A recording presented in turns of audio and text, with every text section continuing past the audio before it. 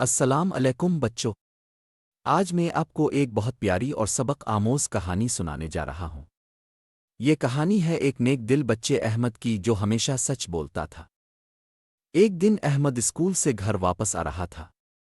چلتے چلتے اچانک اس کی نظر زمین پر پڑی۔ وہ رکا اور دیکھا ایک پرس۔ یہ پرس میرا تو نہیں، احمد نے آہستہ سے کہا، مجھے اسے واپس کرنا چاہیے۔ پھر وہ سیدھا مسجد کی طرف چل دیا۔ مسجد کے دروازے پر امام صاحب قرآن پاک کی تلاوت کر رہے تھے۔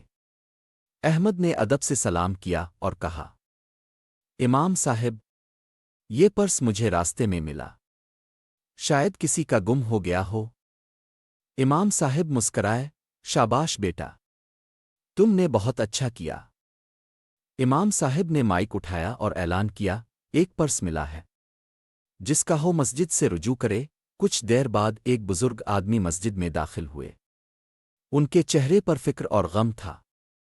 انہوں نے کہا، میرا پرس کھو گیا ہے، اس میں دوائیاں اور رقم تھی۔ احمد آگے بڑھا اور کہا، بابا جی، یہ لیجیے، یہی آپ کا پرس ہے۔ بزرگ کی آنکھوں میں خوشی کے آنسو آ گئے۔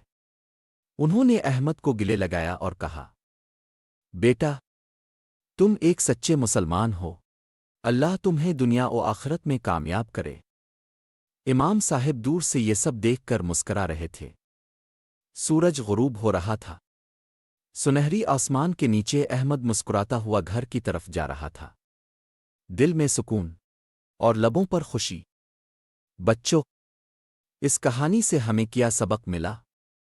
ہمیں یہ سیکھنے کو ملا کہ ہمیشہ سچ بولو، جھوٹ بولنے سے نقصان ہوتا ہے، اور سچ بولنے والا ہمیشہ عزت پاتا ہے۔ لہذا وعدہ کرو بچوں، ہمیشہ سچ بولو گے۔